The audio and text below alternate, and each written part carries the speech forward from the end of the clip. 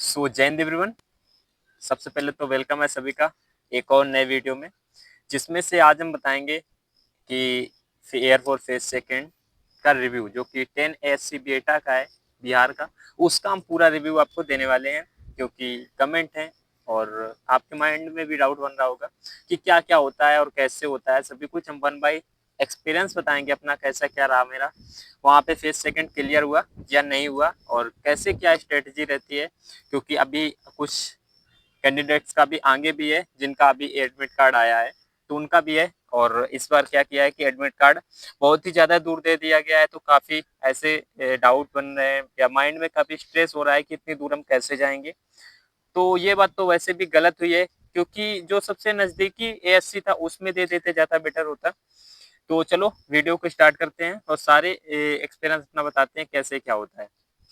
तो देखो, अगर हम बात करें कि हमारा कहाँ था, 10 SC बिहटा बिहार में था, जो कि 24 तारीख को था, मतलब 24 जुलाई को मेरा फेज सेकंड था। और ये लास्ट डे था जो पहले जिनका एडमिट कार्ड आया था उनका।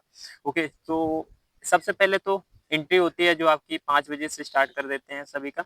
एंट्री में सबसे पहले एंट्री करवाएंगे, फिर उसके बाद आपका चेस्ट नंबर दे देते हैं। ऐसा किया था। आपका वहीं पे बायोमेट्रिक होता है कि आप राइट कैंडिडेट हैं कि नहीं है। वहाँ पे आपको फेज सेकंड का एडमिट कार्ड चेक होता है, फिर और आधार कार्ड, ये चीजें आपकी। और फेज वन का एडमिट कार्ड भी वहीं पे देख लेते हैं, मोस्टली ऐसा होता है। ओके, फिर आपका बैठा देते हैं चेस्ट वाइज वहाँ पे, आपका चेस्ट देखते हैं, फिर आपके जो डॉक्यूमेंट्स होते हैं वो फिलअप करवाते हैं। आपका जो एक और होता है फॉर्म फिलअप करवा देते हैं। ओके, फिर इसके बाद आपका रनिंग करवाते हैं। रनिंग में आपको प्रॉपर टाइम मिलेगा 7 मिनट का। रनिंग कंप्लीट करने के बाद में आपको हॉल में बिठा दिया जाता है। हॉल में वहीं से ग्रुप बाय ग्रुप भेजते हैं। जैसे मान लो आपका ग्रुप पहले जितने का बनाया होगा, 60 70 80 90 100 का, जितने का ग्रुप बनाया होगा उतने सारे लोगों को वहीं पे करवा देते हैं। जो आपका फेज सेकंड में PFT2 होता है। PFT2 में क्या क्या होता है, पुशअप, स्क्वाट्स एंड सिटअप, ये 3 चीजों PFT2 में होता है। PFT1 का होता है केवल रनिंग। ओके, फिर उसके बाद में ये कंप्लीट होने के बाद में आपसे कुछ डॉक्यूमेंट फिलअप करवाते हैं। डॉक्यूमेंट फिलअप होने के साथ साथ ही आपका SRT का जो पेपर होता है, पहले आपसे SRT भरवाएंगे। SRT में जो ओमार सीट भरवाएंगे, उसमें से जो कुछ चीजें होती हैं जो भरनी पड़ती हैं, जैसे आपका 10th का रोल नंबर भरना पड़ता है, 12th का। उसके बाद में कई सारी और चीजें जो आपको फिलअप करनी होती है, नाम और फादर्स नेम, ये भरने पड़ते हैं। फिर उसके बाद में आपको एक क्वेश्चन पेपर दे दिया जाता है, जिसमें से 35 क्वेश्चन होते हैं। विद इन टाइम में करना है आपको, 30 मिनट में। ओके, तो टाइम का विशेष ध्यान रखें। सामने एक स्क्रीन होती है, वहां पे चला देते हैं प्रोजेक्टर के द्वारा, तो वहां से आपको टाइम भी मैनेज करके चलना है और सारे क्वेश्चन आपको अटेम्प्ट करने हैं। छोड़ना कोई भी क्वेश्चन नहीं होता है, नहीं तो छोड़ने पे आपके नंबर भी वहीं पे लेस कर दिए जाते हैं, कट कर दिए जाते हैं। ओके, इसके बाद में समथिंग 15 से 20 मिनट के बाद में आपका रिजल्ट बता दिया जाता है।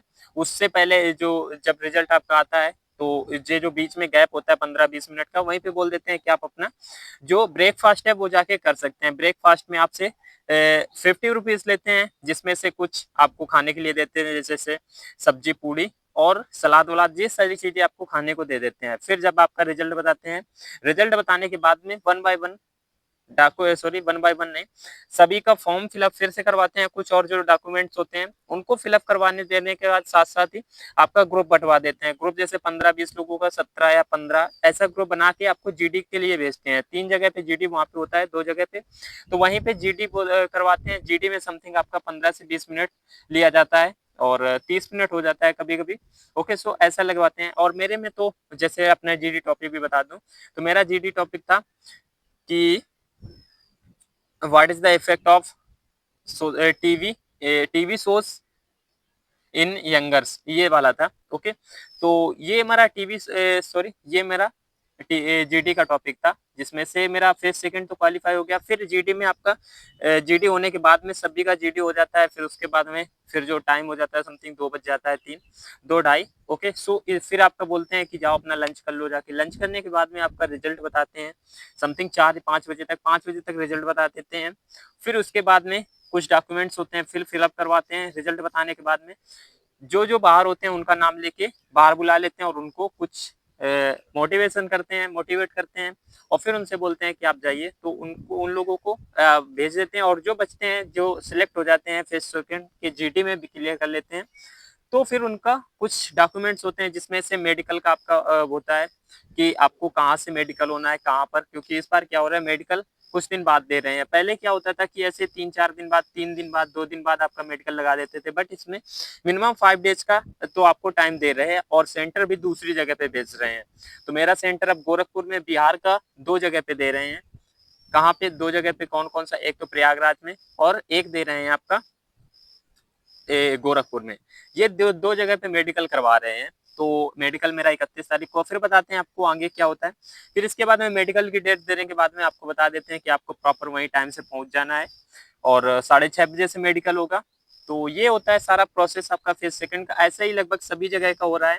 तो आपको टाइम से जाना है, अपना जो लंच अंच है या आपको जो चीजें लेके जानी है वो लेके जा सकते हैं, क्योंकि काफी क्या होता है इस बार दूर दूर सेंटर भेजे गए हैं फेज सेकंड के लिए, तो टाइम लग सकता है। तो अपना उतना मनी अनी रख के जाना और अपनी व्यवस्था करके जाना।